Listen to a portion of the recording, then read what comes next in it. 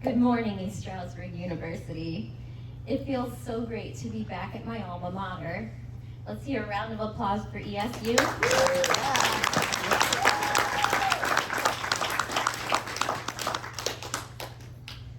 I was a guest speaker at this conference a very long time ago in 2010. I was just about to enter the world as a graduate nurse with the goal of finding my place in nursing. I was a nursing pioneer in completely uncharted territory, trying to figure out how to navigate my way through a world that could not see my value. My name is Crystal Nemiroff. I was born with a rare genetic brittle bone disease called osteogenesis imperfecta, or OI for short. OI is caused by a mutation of a gene that is responsible for collagen production. Collagen is a protein found in skin, bones, and connective tissues of the body. OI is characterized by bones that can fracture from little to no apparent trauma. I'm honored to be invited here today to talk about how my experiences with chronic illness and how they transformed me from a lifelong patient into a passionate healthcare professional determined to make a difference for others. My life and career have been shaped by resilience, compassion, a deep commitment to advocacy, and delivering patient-centered care. By a show of hands, who here has seen the movie Unbreakable with Bruce Willis and Samuel L. Jackson? Okay, great. We are not going to talk about that today. Actually, we are definitely going to talk about it. Unbreakable is a psychological superhero thriller about David Dunn, Bruce Willis, a quiet security guard who survives a devastating train crash without a single injury.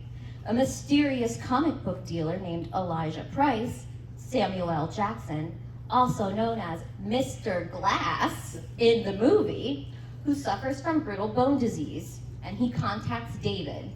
Mr. Glass believes David could be the opposite of himself, someone with extraordinary strength and invulnerability.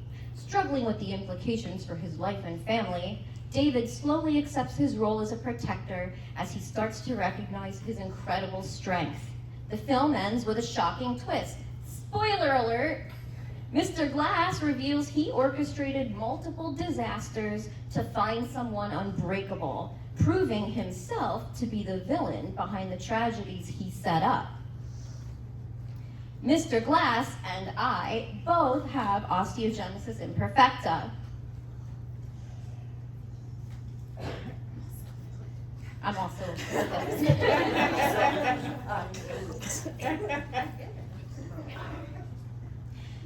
So I have broken my bones more times than I ever want to remember.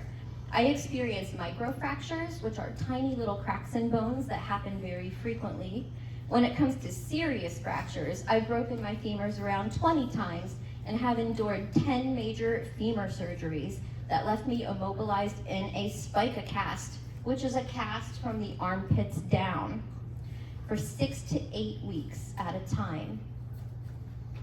That was my first spica cast at 6 weeks old, and that was one when I was 13. It was a really good picture of how big they are. So imagine being, it's summertime, you're on summer break, and that's what you get to deal with instead of going in the pool and having a great summer. You're healing a broken femur. I've endured years of physical therapy with the goal of keeping me as mobile as I possibly can be. Well, I guess I should go back. That was my candy cane spica cast.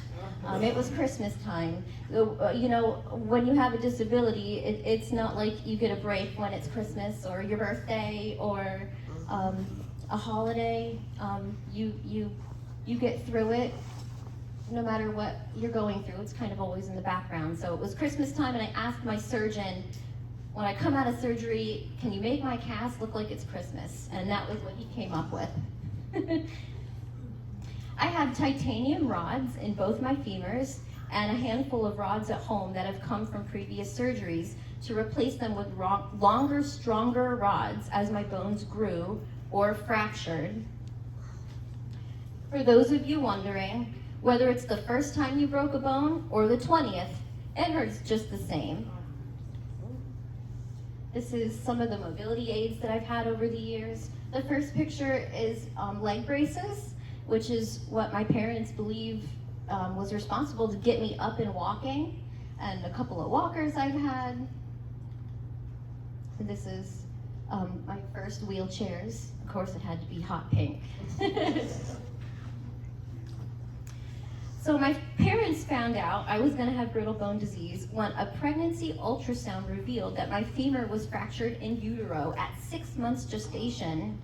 As soon as my parents saw that fracture on the ultrasound, they knew I was going to be fragile, like Crystal, which is how I got my name. Only when my mom wrote the letters CRY, she hated it because she was not going to raise me to cry over every little fracture. So she changed the spelling to KRI. For anyone who's met my mom is tough as nails, and she wasn't gonna raise nobody to sit around and cry all day. There are several different types of OI, ranging from mild to severe. And this is the part that the Unbreakable movies got completely wrong. Remember how I said we weren't gonna talk about the movie Unbreakable? Well, here we go again. In the movie, Mr. Glass stated he had type 1 OI, the most lethal and debilitating form.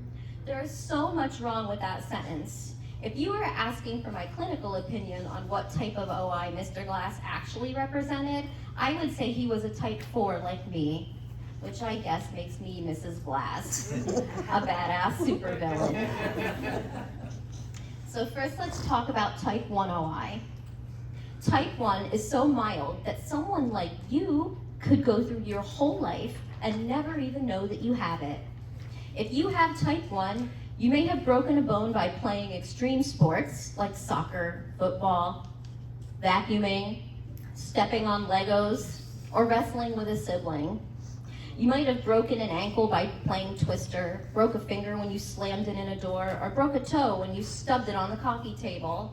I have a friend who is 6 feet tall and played basketball with type 1 OI.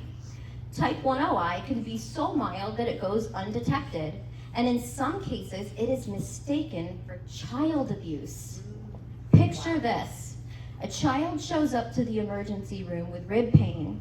On x-ray, they see a fresh new broken rib, but they also see several old broken ribs that have healed already. There are several different metabolic disorders that cause bones to be fragile, OI included, and doctors do not always consider them when a child presents to the ER with a fracture. I've seen too many legal cases in the media where children are removed from the custody of the parent for abuse allegations when osteogenesis imperfecta, usually type 1, was actually the cause. School professionals and medical professionals are mandated reporters of suspected abuse. But what if they get it wrong? What if an assumption is made about a family mistreating their child when the child presents with a fracture? In a case from 2002, infant baby Aiden presented to the emergency room with a broken leg, as well as old fractures of his ribs and fingers. When the boy's father, Brad, was sitting in jail trying to cope with these torturous allegations, he asked himself, how could this have happened? He remembers thinking, baby's bones just don't break. But unfortunately for Brad, medical professionals failed to consider that sometimes children and babies' bones do just break. Aiden had a mild case of osteogenesis imperfecta type 1. So now let's talk about type 2. Type 2 is the most severe and sometimes lethal form of OI. They can have very soft, underdeveloped bones, severely shortened limbs, and underdeveloped lungs. Type 2 is often detected on ultrasounds during pregnancy with obvious skeletal deformities, fractures, and poor bone mineralization.